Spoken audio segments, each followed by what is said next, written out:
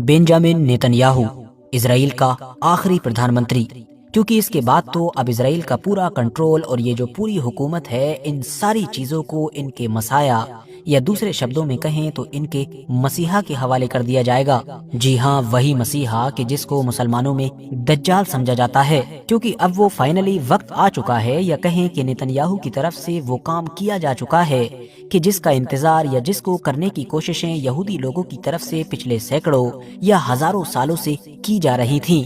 और ये सारी चीजें, ये सारे दावे हम नहीं कर रहे हैं, बल्कि ये तो वो थ्योरी है कि जिससे इंटरनेट भरा पड़ा है। आप लोग गूगल और यूट्यूब जैसे किसी भी प्लेटफॉर्म पर सिर्फ नेतन्याहू और मसाया लिखकर भी सर्च करेंगे तो आप देखेंगे कि यहूदियों के बड़े बड़े स्कॉलर्स और उनके बहुत सारे आम और खास लोग इस बात पर लगातार डिस्कशन कर रहे हैं कि हाँ, नेतन्याहू आखिरी प्रधानमंत्री है और इसके बाद जो हुकूमत है, जो पूरा कंट्रोल है, वो उस मसाया के हवाले किया जाएगा कि जिसके आने का इंतजार पिछले सैकड़ों या हजारों सालों से किया जा रहा था। और ये लोग भी ये सारी बातें, ये सारे दावे हवा हवाई नहीं कर रहे हैं, बल्कि सिर्फ इसीलिए कर रहे हैं क्योंकि ये सारे दावे, ये सारी बातें उस इंसान की तरफ से कही गई हैं कि जिसको अगर मौजूदा दौर में यहूदियों का सबसे बड़ा रबाए या सबसे बड़ा धर्मगुरु कहा जाए तो शायद कहना गलत नहीं होगा। मतलब एक ऐसी ही हैसियत, एक ऐसी पोजीशन कि जो आज के दौर में हम लोगों को ईसाई धर्म के अंदर पोप की नजर आती है।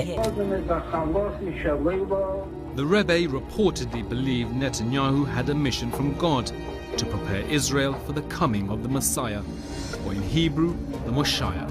मुद्दे पर आए तो ये बात है सन 1984 की कि जब आज से लगभग 40 साल पहले यंग बेंजामिन नेतन्याहू को इजराइल की तरफ से अपना एम्बेसडर बनाकर अमेरिका भेजा गया था। तभी नेतन्याहू की मुलाकात अमेरिका में यहूदियों के इन सबसे बड़े धर्मगुरु के साथ हुई थी। कुछ वक्त के बाद ही पता चला था कि यहूदियों के ये सबसे बड़े रब्बी कि जिनको नेतन्याहू की तरफ से अपने एक मेंटोर, एक टीचर के तौर पर भी देखा जाता है और जिनका नाम है मेनेकम मेंडल शनीरसन, इन्होंने नेतन्याहू से कहा था कि एक दिन आएगा कि जब तुम इजराइल के प्रधानमंत्री बनोगे और हाँ, तुम इजराइल के आखिरी लीडर होगे, क्योंकि तुम्हारे जरिए से ही फिर ये सारा मामला, ये सारी पावर हैंडओवर कर दी जाएगी हमारे उस मसीहा को कि जिसका इंतजार लंबे वक्त से किया जा रहा है। और दोस्तों, हैरानी की बात तो ये है कि 1996 में उस वक्त पूरे दुनिया के मीडिया में काफी हलचल दिखाई दी कि जब इन धर्मगुरु की तरफ से कही गई जो पूरी बात थी उसमें से पहला हिस्सा पूरा हो गया। मतलब 1996 में बेंजामिन नेतन्याहू को